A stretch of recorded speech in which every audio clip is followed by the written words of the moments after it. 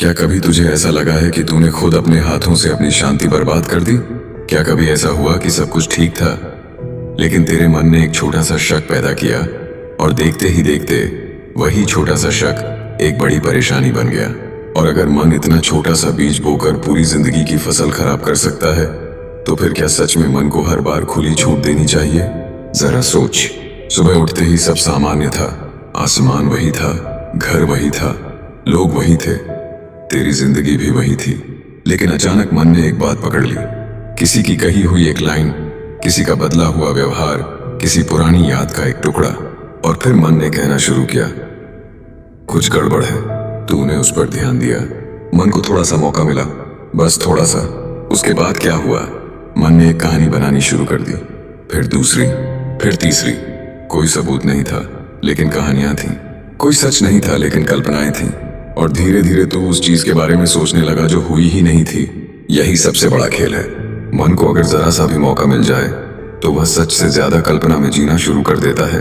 उसे खाली जगह पसंद नहीं, जहां जानकारी नहीं होती वहां वह अपनी कहानी भर देता है। और हैरानी की बात यह है कि उसकी बनाई हुई ज्यादातर कहानियां डर वाली होती हैं, चिंता वाली होती हैं, नुकसान वाली होती हैं।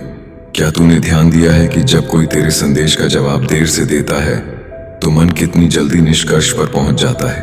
वह यह नहीं कहता कि सामने वाला व्यस्त होगा, वह तुरंत कहता है कि शायद वह नाराज है, शायद वह तुझे पसंद नहीं करता, शायद कुछ गलत हो गया है। क्यों? क्योंकि मन को नाटक पसंद है। उसे शांति में मजा नहीं आता, शांति में उसे काम नहीं मिलता। इसलिए वह छोटी सी बात को बड़ा बनाता है ताकि उसे सोचने के लिए कुछ मिल जाए। और यही वजह है कि बहुत सारे लोग बाहर की लड़ाइयों से नहीं हारते, बल्कि अपने मन की बनाई हुई लड़ाइयों से हार जाते हैं। तू किसी कमरे में अकेला बैठा हो सकता है, लेकिन तेरे मन के अंदर सैकड़ों आवाजें चल रही होती हैं। कोई पुरानी गलती याद दिला रही होती है, कोई भविष्य का डर दिखा रही होती है, कोई तुलना कर रही होती है, कोई कमी गिना रही होती है। अब यहाँ एक सवाल है, अगर मन हमेशा सही होता तो फिर दुनिया में इतने लोग बिना वजह तनाव में क्यों होते? इतने लोग ऐसी चीजों से क्यों डरते जो कभी हुई ही नहीं?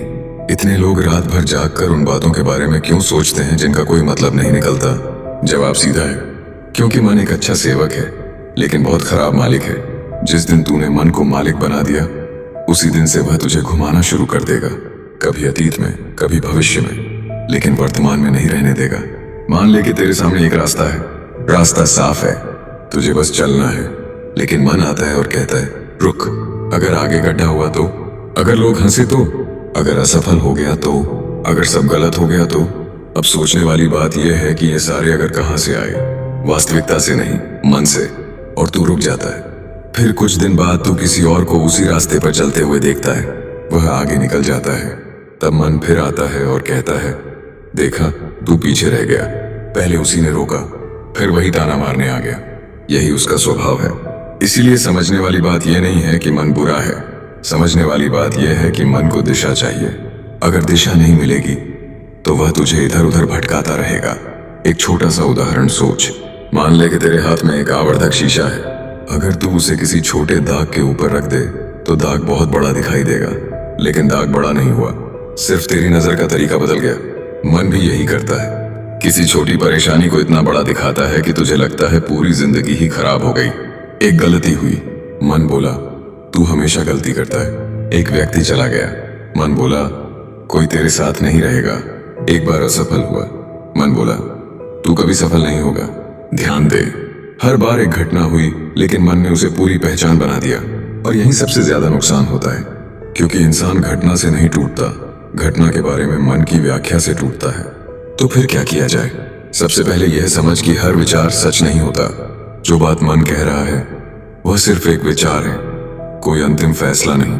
जब मन कहे कि सब खत्म हो गया, तब रुक कर पूछ, क्या सच में? जब मन कहे कि मैं नहीं कर सकता, तब पूछ, क्या मैंने कोशिश भी की है? जब मन कहे कि भविष्य खराब है, तब पूछ, क्या मैं भविष्य देख सकता हूँ? इन सवालों से मन कमजोर पड़ता है, क्योंकि मन को सबसे ज्यादा ताकत तब मिलती है जब तू उसकी हर बात बिना जांच के मान लेता है। और शायद यही कारण है कि जीवन में सबसे बड़ी आजादी बाहर की परिस्थितियों से नहीं, अपने मन पर नियंत्रण से मिलती है।